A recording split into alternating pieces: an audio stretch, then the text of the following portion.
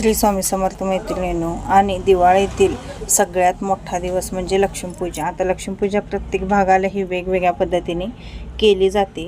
तर आमच्या इकडची पद्धत मी तुम्हाला दाखवते. आमच्या इकडे 5 ऊस लावतात, त्यालाच कर्दळ वगैरे असेल तर त्याचे कर्दळीचे ढाळे लावतात. परत केळीचे जे खांब असतात ते लावतात.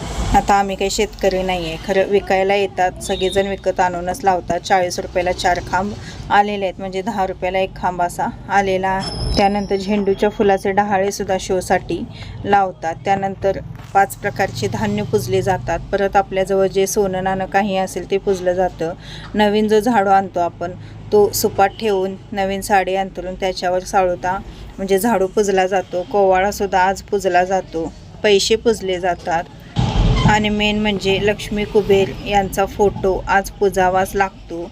तुम्हाला जर शक्य असल्यास तुम्ही आज लक्ष्मीची मूर्ती आणू शकता, किंवा गजलक्ष्मी आणू शकता, किंवा श्रीयंत्रसुद्धा आणू शकता. काही नाही जमलं तर पिवळ्या पांढऱ्या कवड्यासुद्धा तुम्ही आज आणू शकता. अगदी 10-20 रुपयाला त्या मिळतात.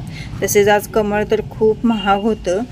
कळी होती कमळाची, तर तीसुद्धा मला आज 10 रुपयाला मिळालेली आहे. आणि आजची लक्ष्मीपूजेची रांगोळी तुम्ही बघू शकता. आणि दारामध्ये मी खूप पंत्या लावलेल्या होत्या, पण वारं इतकं होतं की एकही पंती राहीना. नंतरनं वाटायला आलं जे पाण्यातले दिवे होते ते आणले असते तर बरे झाले असते असं वाटायला लागलं. कारण दिवाळी ही दिव्यांची वेळ अपूर्ण आहे, आणि जेवढे दिवे आपण लावू तेवढे कमीच असतात. मी तर घरातील सगळे दिवे काढलेले होते. आणि डीमार्टमधून वॅक्सचे दिवेसुद्धा आणलेले होते 99 रुपयाला 30, तर ते सुद्धा मी सगळे लावले.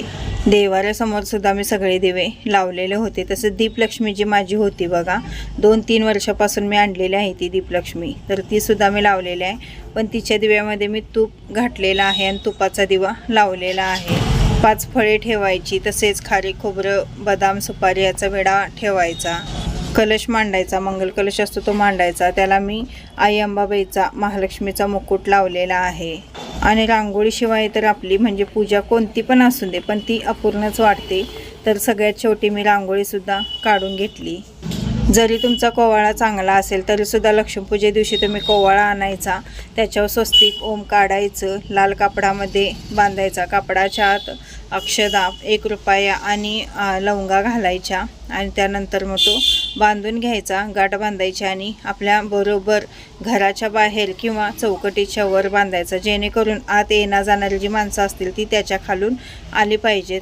छोटंसं हवन केलं, आरती केली, कुंकुमार्चनसुद्धा केलं. अशा पद्धतीने आम्ही दिवाळीची लक्ष्मीपूजा साजरी केली. तुम्ही कशा पद्धतीने केली ते नक्की कळवा. श्री स्वामी समर्थ.